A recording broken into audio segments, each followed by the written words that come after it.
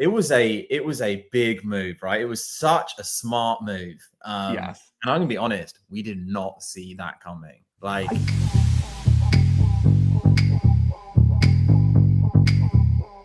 All right. I would like to welcome to the Love and Reality podcast, the showrunner of basically every one of your favorite reality TV shows, but a current one streaming right now, are out on NBC and streaming on Peacock as well. Destination X. Andy Cadman, how are you doing today? I'm really good. Thank you for having me. Absolutely. Destination X is such a unique and fun and different. Like, I love reality TV. You know what I mean? And there's so many different shows, and there's only so many ways we can have survival shows. There's only so many ways we can put somebody in a house to live together and cutthroat different things. So seeing a unique experience in the way that Destination X is has been such a breath of fresh air. But for me, you've been a part of many different shows, but I want to take audiences back just a little bit. What show or shows do you remember falling in love with in the world of reality TV that kind of made you want to enter this world?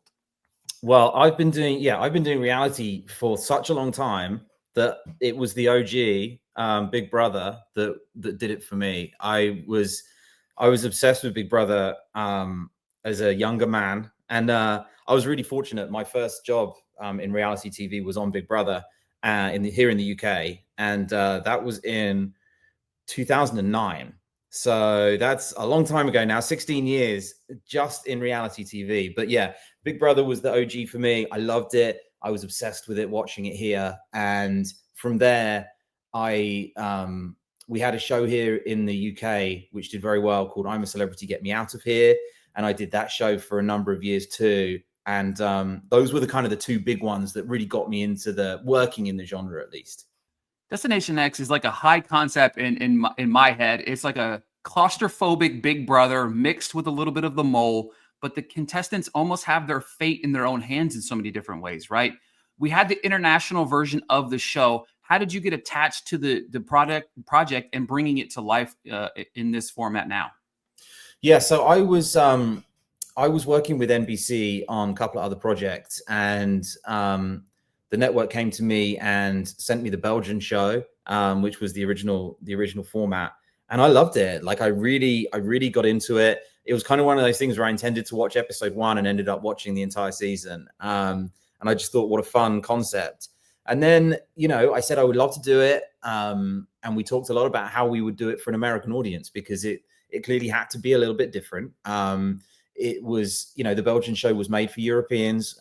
It was very focused on the geography of exactly where you were, and lots of sort of, trivia about different countries that wasn't necessarily that accessible, I don't think, for an American audience. So I think we all had the ambition to turn it into more of a strategic reality show, a social reality show, as well as sort of an international sort of travel geography show. And we kind of wanted to do all of those things within the boundaries of the format. So we ended up taking the format and making some changes.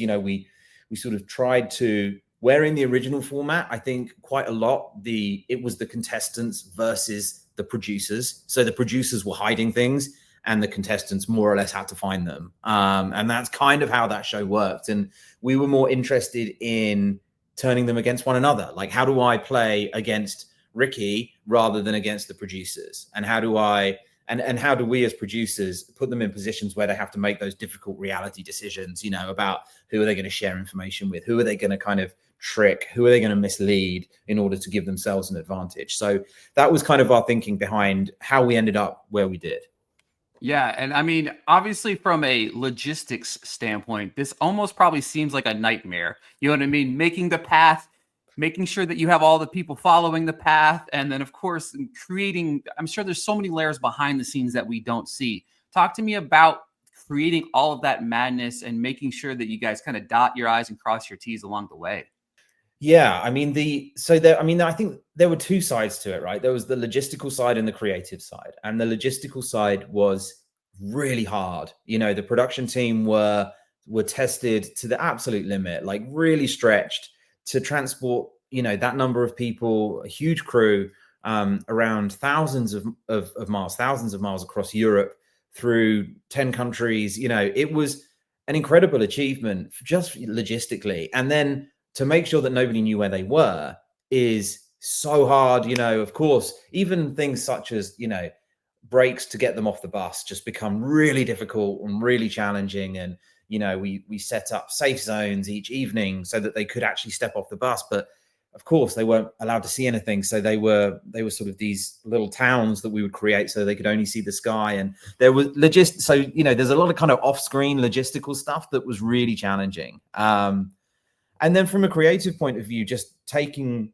the contestants on that journey without really knowing how they were going to cope with the journey, like we didn't imagine they would be as good as they were. I think when we started, they had done a lot more homework than we had imagined they would do. And therefore we had to react as we were going. They were moving quite quickly. They were solving things. They were figuring things out. And we had to, then plan ahead to sort of, as you say, kind of slightly change the road to make sure that it was still an interesting watch and an entertaining watch, because they really took on the adventure and ran with it.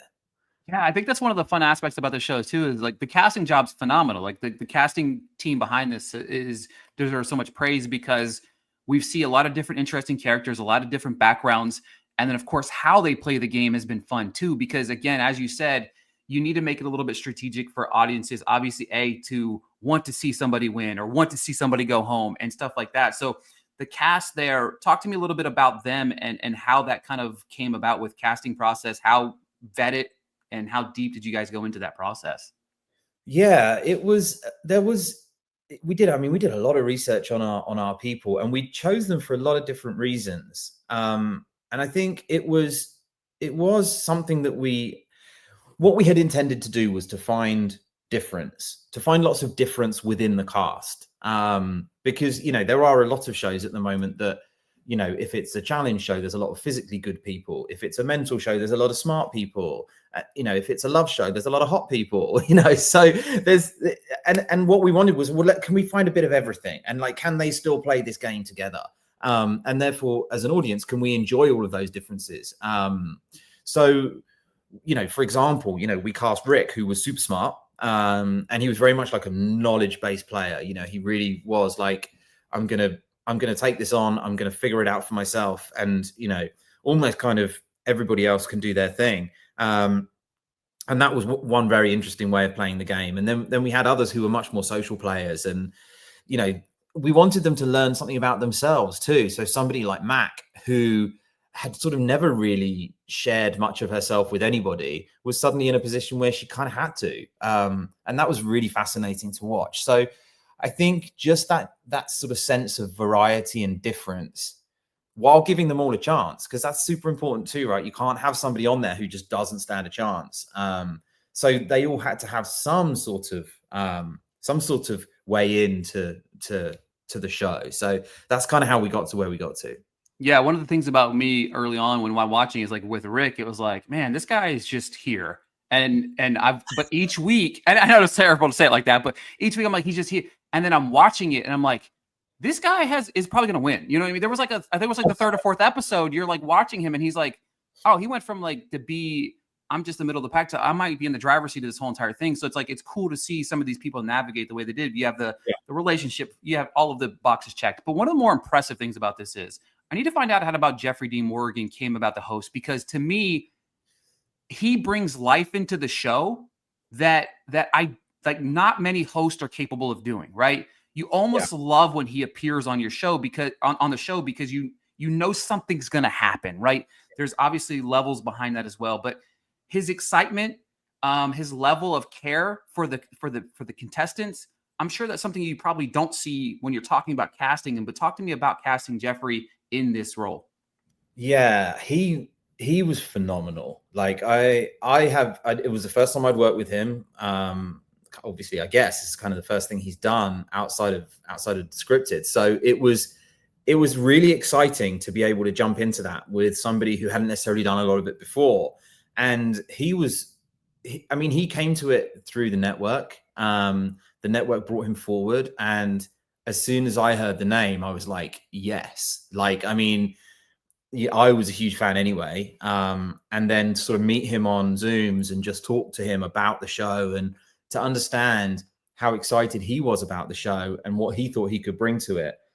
And even then, I was still then kind of blown away when we started shooting day one. And we just, as soon as I saw him on screen, I was just like, oh my God, it's like nothing else I'd seen in a sort of reality space, because he brought himself completely. I just thought it was so impressive. He just was naturally himself, and he was laughing with the contestants. He was brilliant with them. He was warm with them when he needed to be, which allowed him then to be kind of mean when he needed to be too. So he's like that kind of, he's like that uncle, isn't he, who you love, but like, there's that side of him where you're like, if he wants you off the bus, you're getting off the bus. So he was, I just think he was perfect for it. And he, we would talk daily about what was happening on the bus, and we would talk to him about things that we had planned and his thoughts on it. And then he would be able to go into the bus and talk to them and carry the show just in a phenomenal way. Yeah, to me, it's one of my favorite elements of the show, because the cast brings its own unique experience, but there's a host can kind of make and break the experiment as well, because he's very involved. You know what I mean? He's very involved in how the dynamic falls. Even in the most recent episode, the whole poker thing, like that, the whole entire scene was incredible. And then how he plays that up with everybody, just, again, it's kind of a chef kiss whenever you're looking and talking with the cast. Yeah. All right. So obviously the big thing for me, I want to know, do we have any possibility on news about a season 2 of Destination X yet? I wish I had news about a season 2. I am desperate to do a season 2. I have loads of ideas about what I want to do with a season 2. Like, we have huge ambition for it. I hope it comes off. I hope the network come good and, give us another shot at it. Yeah. Thank you for the support. I really, we all want to do it. We're all super excited. So, I guess we'll see how this one wraps up, and then hopefully go again. Yeah, for sure. I love that. Because again, and watching as much reality TV as I do, there's a lot of repetitiveness, and this is such a fun and unique, and there's so many different places that you can do this in. Even if you brought it, you could even bring it stateside and have fun with, there's so many different countries. Anyway. Yeah. You know what I mean? It's such a fun, unique experience. Obviously, my crazy question here is obviously would end this. I have the man in front of me.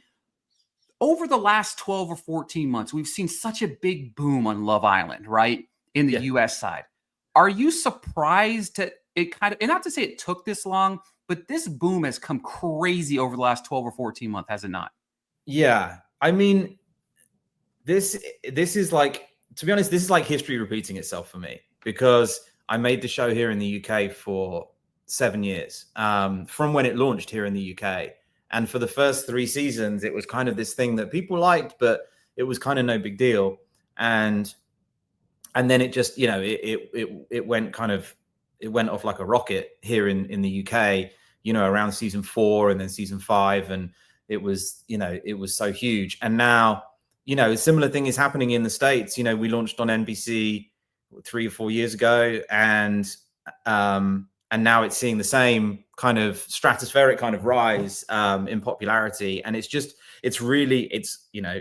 incredible. It's exciting. It's incredibly humbling that people love the show too. But yeah, I think it's that kind of show where people talk about it, they tell their friends, and their friends watch the next season. And then it's just kind of that exponential thing of once people have told enough of their friends, and if you can keep the show feeling fresh and feeling exciting, then it kind of has that potential to blow up. And I'm just so pleased it has. One fun question. Obviously, we had Janae on season 1 of Destination X, which I love seeing on her. I love Peter as well. But is there anybody from Love Island USA, this most recent season in the US, that you would love to see partake in Destination X season 2? Oh my God. Yes. There were probably quite a lot. But my number one would be Huda. Like, I think she's unbelievable. Like, I would take Huda in a heartbeat. Like, yeah, she's amazing. So yeah, I mean, Huda is great. But then, I love that cast so much. Like Nick, yes, Shelley, I love. There are so many. Amaya, of course. So yeah, we'd have a lot to pick from. If they wanted to do it.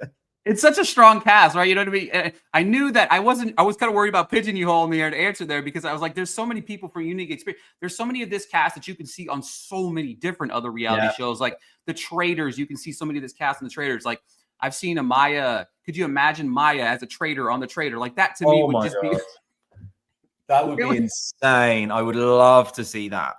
It would be comedy gold. Well, we'll all be fighting over them now after once once we get going on the new projects, everyone's going to be beating down their doors to get them. So yeah, they're a good bunch. Yeah, and then on Destination X side of things, I need Mac on the Traitors. You know what I mean? That's the one that I need to happen. Yeah, she would be phenomenal. When she got eliminated, I almost cried because I wanted her to win. You know what I mean? And she's such a strategic player. But Peter made the right choice. You know what I mean? You can't. It was a big move, right? It was such a smart move. Yes. And I'm gonna be honest, we did not see that coming. Like the gasps of breath in the gallery at that moment were audible. Like, yeah, it was a shock. But yeah, it was a boss move.